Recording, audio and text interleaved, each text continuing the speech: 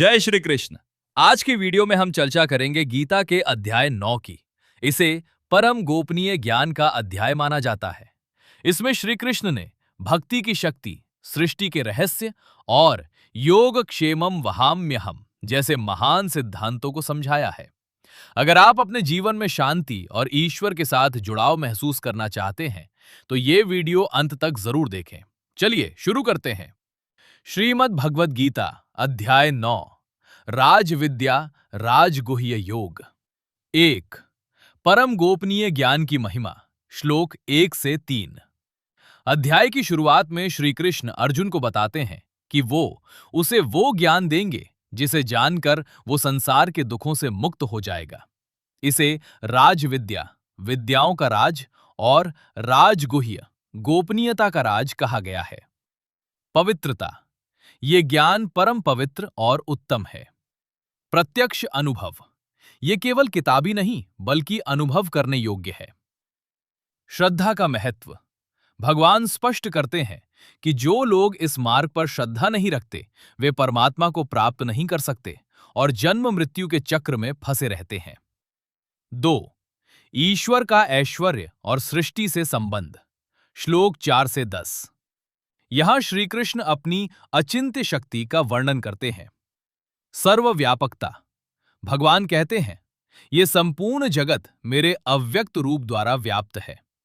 सभी प्राणी मुझ में स्थित हैं, लेकिन मैं उनमें स्थित नहीं हूं।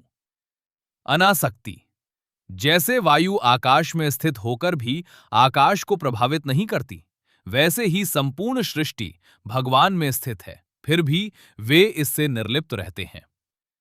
प्रकृति का अध्यक्ष, भगवान की अध्यक्षता में ही प्रकृति चराचर जगत, जड़ और चेतन की रचना करती है। वे स्वयं निमित्त मात्र हैं और कर्मों के बंधन से मुक्त हैं। 3 अज्ञानी और ज्ञानी के लक्षण। श्लोक 11 से 15। भगवान बताते हैं कि मनुष्य उन्हें किस प्रकार देखते हैं। मूढ़ जन, जो लोग भगवान के परम भाव को नहीं जानते, वे उन्हें केवल एक साधारण मनुष्य मानकर उनका तिरस्कार करते हैं। उनकी आशाएं, कर्म और ज्ञान व्यर्थ हो जाते हैं। महात्मा, दैवी प्रकृति के आश्रय में रहने वाले महात्मा लोग भगवान को अविनाशी और आदि कारण मानकर अनन्य भाव से उनकी उपासना करते हैं। 4 भगवान का स्वरूप और यज्ञ। श्लोक 16 से 19। कृष्ण स्वयं को सृष्टि के हर तत्व के रूप में परिभाषित करते हैं। मैं ही सब कुछ हूं, मैं ही क्रतु यज्ञ हूं, मैं ही स्वधा हूं, मैं ही औषधि हूं, मैं ही मंत्र हूं, मैं ही घी हूं, मैं ही अग्नि हूं और मैं ही आहुति हूं। सृष्टि के आधार, वे जगत के माता, पिता, धाता, धारण करने वाले और पितामह हैं। वे ही ओम हैं और तीनों वेद ऋक्, साम, यजु हैं। विरोधाभास का केंद्र, वे ही अमृत हैं और वे ही मृत्यु भी हैं। वे सत अस्तित्व भी हैं और असत अनस्तित्व भी। 5 सकाम बनाम निष्काम भक्ति। श्लोक 20 से 25। यहां वेदों के कर्मकांड और अनन्य भक्ति के बीच का अंतर समझाया गया है। स्वर्ग की प्राप्ति, जो लोग वेदों के अनुसार यज्ञ करते हैं और स्वर्ग की कामना करते हैं, वे पुण्य क्षीण होने पर पुनः मृत्युलोक पृथ्वी में लौट आते हैं। योग क्षेमम वहाम्यहम, ये इस अध्याय का सबसे महत्वपूर्ण श्लोक है। 9.22। जो भक्त अनन्य भाव से भगवान का चिंतन करते हैं, भगवान उनके योग, जो उनके पास नहीं है उसे देना, और क्षेम, जो उनके पास है उसकी रक्षा करना का भार स्वयं उठाते हैं। अन्य देवताओं की पूजा, जो लोग अन्य देवताओं को पूजते हैं वे भी अनजाने में कृष्ण की ही पूजा कर रहे होते हैं, लेकिन उनका तरीका अविधिपूर्वक है, क्योंकि वे अंततः भगवान को ही प्राप्त होते हैं। 6 भक्ति की सुगमता। श्लोक 26 से 28। भगवान को प्रसन्न करना कठिन नहीं है, वे केवल भाव के भूखे हैं।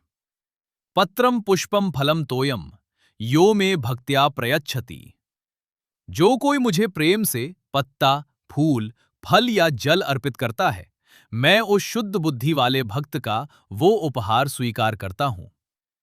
वे अर्जुन को सलाह देते हैं कि वो जो कुछ भी करे, जो कुछ भी खाए या दान दे, वो सब भगवान को अर्पण कर दे। ऐसा करने से वो शुभ और अशुभ कर्मों के बंधन से मुक्त हो जाएगा। 7. भगवान की समदर्शिता और उद्धार। श्लोक 29 से 34। समानता। भगवान कहते हैं, न मेरा कोई प्रिय है न अप्रिय, मैं सब में समान हूं। पापी का उद्धार। यदि कोई दुराचारी भी अनन्य भाव से भगवान की शरण लेता है तो उसे साधु ही मानना चाहिए, क्योंकि उसका निश्चय सही है। वो शीघ्र ही धर्मात्मा बन जाता है। परम गति। चाहे कोई भी हो, स्त्रियां, वैश्य या शूद्र, जो भगवान की शरण लेता है वो परम गति को प्राप्त होता है। निष्कर्ष। अंतिम श्लोक। अध्याय का समापन इस निर्देश के साथ होता है, मन मना भव मदमक्तो मध्याजी मां नमस्कुरु।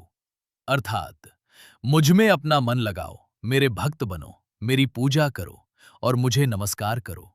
इस प्रकार मुझ में तन्मय होकर तुम निश्चित रूप से मुझे ही प्राप्त होगे। तो दोस्तों, ये था अध्याय 9 का सार।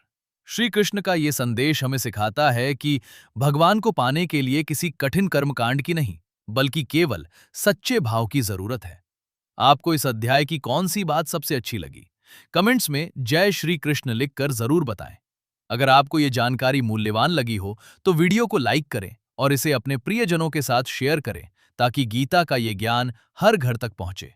मिलते हैं अगले अध्याय में, तब तक के लिए अध्यात्म से जुड़े रहें।